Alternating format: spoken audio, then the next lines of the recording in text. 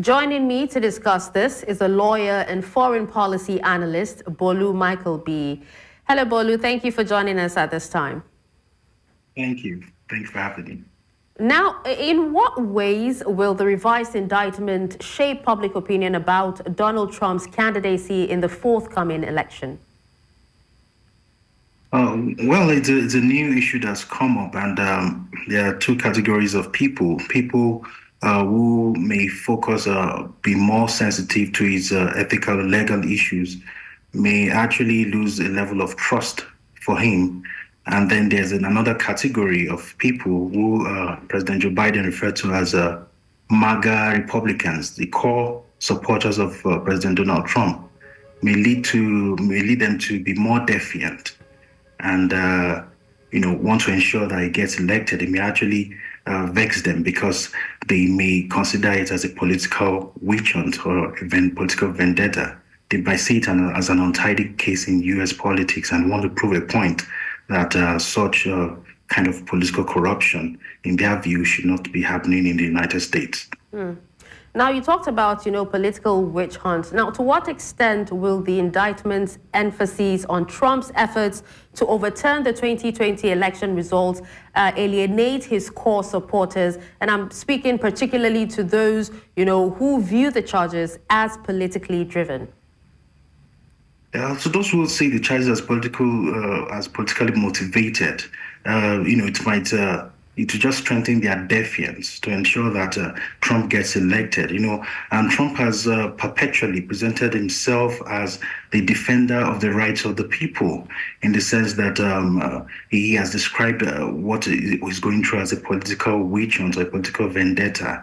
And some may actually believe this stance. He has always said in his speeches that the Democrats are trying to take the rights of the people away, but he's just the one standing in the way. He's presenting himself as the savior of the people that is serving as a body shield against the people being hit by a bullet. And ironically, when he was given in his rally, he got hit by a bullet, and he stood up and he pumped up his fist in the air, asking the people to fight. That's a kind of something that is significant, that may actually work on the psyche of the people. It's an action that resonates with what he says in his speeches, and that could play out for him positively in the elections.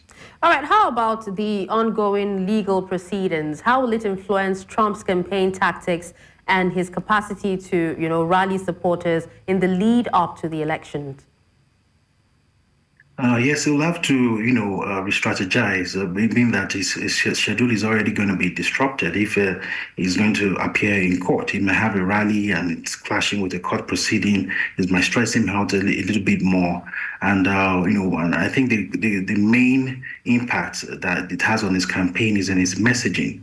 Now when he goes to rallies or he wants to make a press release, he will use the opportunity to address these issues in his speeches, which otherwise wouldn't have been the case if he didn't have such issues he's going through right now. He would have focused on the policies and try to rally voters rather than having to now include in his speeches trying to address the issues that is being brought against him. Now, Bolu, there have been some confusion even within his camp, and with the legal controversies and also media scrutiny surrounding the indictment, and all that. How will it impact Trump's ability to appeal, and also to swing voters or undecided voters in critical battleground states? As the name implies, swing undecided voters. There'll be a category of people, two categories of people. Among these people in the battleground states will be those who will be sensitive to his ethical issues or legal challenges and begin to lose trust for him, and by implication, may sway them towards Kamala Harris. And the second category of people, the core supporters, or who might become core supporters, those who believe that is politically motivated, may just dismiss his legal proceedings, and that may even get him some sympathy votes, from this category of people, and who are just tired that such thing is happening in America. They probably will feel that the political terrain is murky, and just want to protest vote in favor of Donald Trump against the Democratic Party. Okay, now just before we let you go, Bolu, what are the long-term implications, of the indictment for Trump's electoral viability, including the consequences of a conviction or an unresolved case during the election campaign? As it stands right now, I mean, I can say that categorically and for sure that the case is already time-bound, so it's going to remain unresolved. It cannot be solved until the next president takes the oath of office. So it's sort of a kind of a waste of time, so to speak.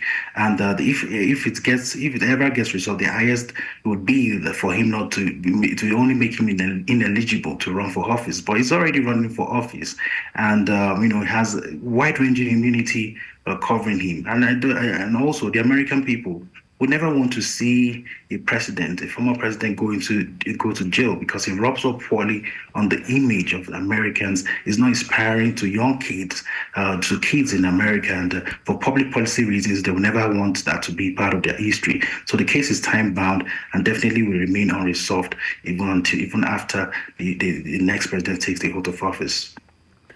All right. Well, thank you, Bolu, for speaking to us and also for your time. My pleasure. Thank you for having me.